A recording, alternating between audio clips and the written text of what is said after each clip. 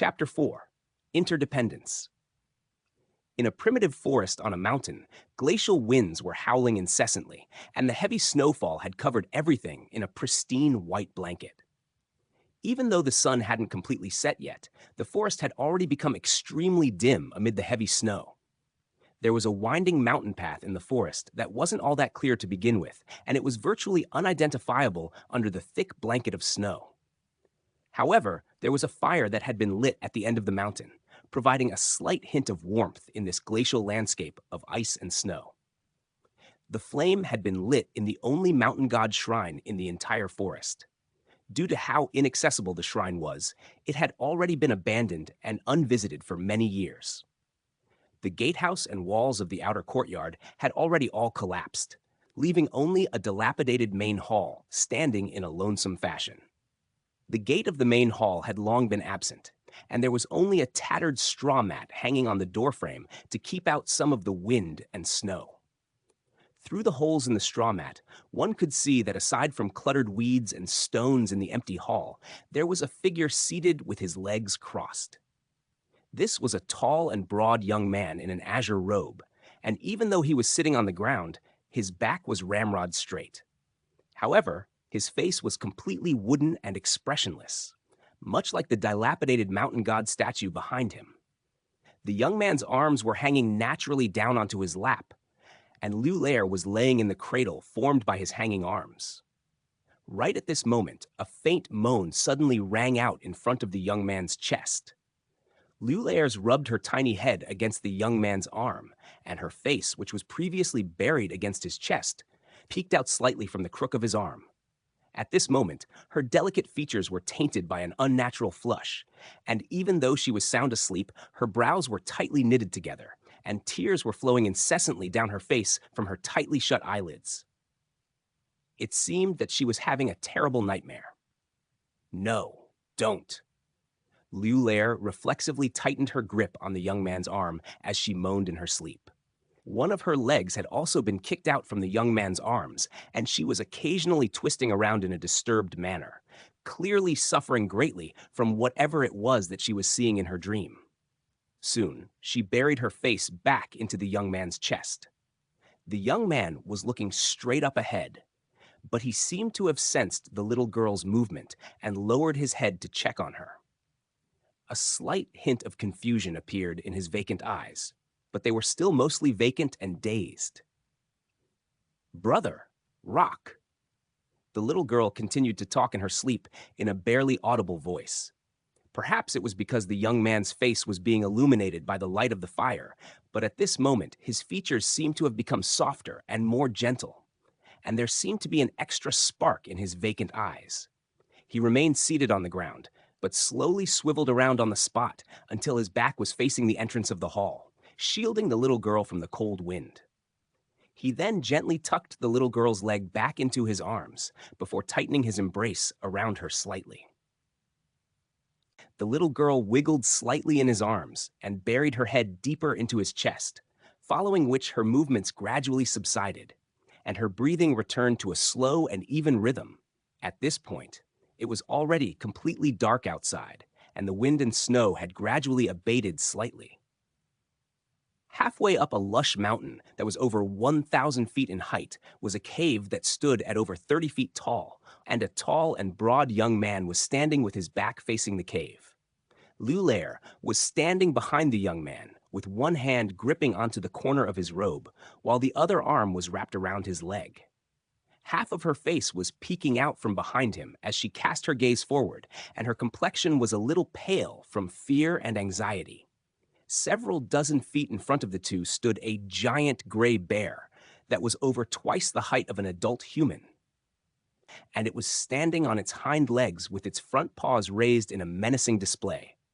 There was a single jagged horn on its head, and the lips around its cavernous mouth had been peeled back to reveal 2 rows of sharp fangs, while a trail of putrid and slightly viscous drool was dribbling down the corner of its mouth as it snarled in intimidation. The young man was far taller and more imposing than the average person. But in the face of this giant bear, even he was made to look like a small child. However, he was completely unfazed by this situation, and he was staring blankly at the massive bear with a pair of inky black eyes that were almost completely devoid of luster. After staring back at the young man for a while, a humanized look of fear suddenly appeared on the giant bear's face for some reason, and it let loose a low roar before taking a couple of steps backward, then fell onto its front limbs before fleeing as quickly as it could on all fours. Lulair's expression eased slightly upon seeing this, and she heaved a sigh of relief, then scratched her own head with a rather perplexed expression. She stepped around the young man before raising her head to look up at his face, but even after staring at his blank and wooden face for a long while, she was rather disappointed to find that she couldn't spot any changes in his expression. "Brother Rock, I know you're not an ordinary person. It's a pity that you can't speak. Otherwise, it would be great if you could talk to me." Lulair heaved a forlorn sigh that was rather unbefitting of someone of her age, then latched onto the young man's hand before leading him into the cave behind them. The young man didn't say anything, but his gaze fell upon the little girl's delicate hand that was holding onto his own, and he allowed himself to be led into the cave. On a vast grassland, spring was in full swing, and the area was teeming with life. New grass was already beginning to grow, and the unique, refreshing fragrance of grass was permeating across the entire grassland. A little girl, who appeared to be around 8 or 9 years of age, was holding a bunch of thin vines that were riddled with small yellow flowers, and she was straddled atop the shoulders of a tall and broad young man as he made his way forward at a leisurely pace. Compared with 2 years ago, the young man hadn't changed at all, and he was still wearing that same azure robe. But Lulair had undergone some significant changes. She had grown a lot taller, and her face had also lost some of its childish chubbiness. There was already a hint of gentle seduction in her eyes that was very rare to see in girls her age. It was clear that she was going to grow up to be a stunning beauty, perhaps the type that wars would be waged over. Her fingers were moving rapidly as she wove the floral vines in her hands while humming a cheerful tune, and her voice was as crisp and alluring as the song of a yellow warbler. Done! Before she had a chance to finish her song, she had already finished weaving a beautiful floral wreath. She held up the wreath with both hands, turning it to examine it from all angles, then nodded with a pleased expression before placing it onto the young man's head in a joyful manner. The size of the wreath was perfect, and the part where the flowers were most concentrated was sitting directly above the young man's forehead. The young man seemed to have detected what was happening, and he reached up to gently touch the floral wreath before slowly withdrawing his hand. Lulair was already accustomed to the young man's dull reactions, and she lowered her head to glance down at the thin green string around his neck.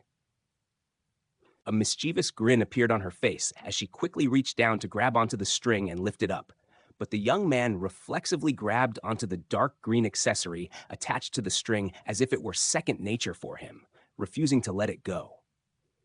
"You do this every time, Brother Rock. Why are you so stingy? I just want to take a look at it." Lulair grumbled as she puffed out her cheeks in displeasure. Despite what she was saying, she wasn't actually angry. Throughout the past 2 years, the young man hadn't spoken a single word to her, and aside from the very minor reactions he gave in response to external stimulus, the only times that he reacted in any meaningful way was when that accessory that he wore around his neck came under threat. It was exactly because of this that Lulair would occasionally goad a reaction out of him by playfully grabbing the string. Time passed by quickly, and several years flew by in the blink of an eye. A gorgeous young woman who appeared to be 13 to 14 years of age was walking energetically over an official road paved with yellow sand. She was wearing a white dress and a pair of light gray boots. Her black hair spilled all the way down to her waist, and her hands were tucked behind her back as she walked along. Behind her was a tall and broad azure-robed man who was following her at a lethargic pace with a wooden expression on his face. The little girl was walking along far quicker than the young man, but due to the stride-length advantage that the young man had over her, not much distance was opened up between them. In the distance, Liu Lair spotted a mighty gray city at the end of the official road. There were many people traversing through the city gate, and from this distance, all of them appeared to be as tiny as sparrows. Her brows furrowed slightly as she drew to a halt. Far Bright City, she mused, after peering into the distance through narrowed eyes for a long while. The young man made his way to her side before also stopping and casting his gaze toward the imposing city. Looks like it's a major city of the human race, Liu Lair murmured to herself with a hesitant expression. During these past 5 years, the two of them had visited some human cities and towns to try and find a cure for the young man's mysterious condition, but never had they visited such a large city. Brother Rock, if we can cure you, you'll be able to take revenge for me, right? Liu Lair asked as she looked up at the young man. But it was unclear whether she was directing the question at him or at herself. The young man seemed to have displayed some reaction to her question, slowly withdrawing his gaze before turning to look at the little girl. But he remained silent. What nonsense am I spouting? No matter how strong Brother Rock is, there's no way he can beat all those bad people in the Bloodsword sect. A depressing thought seemed to have occurred to Liu Lair, and she lowered her head with a dejected expression. Tears began to flow down her face before falling onto the yellow sand beneath her feet. Right at this moment, she felt a warm sensation on the top of her head. She raised her head slightly to find the young man gently stroking her head with a warm look in his eyes.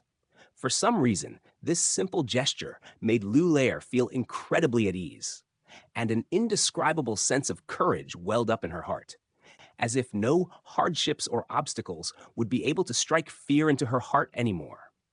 She wiped away her tears with the back of her hand, while latching onto the young man's hand with her other hand, then strode toward the city gate in the distance with a determined expression.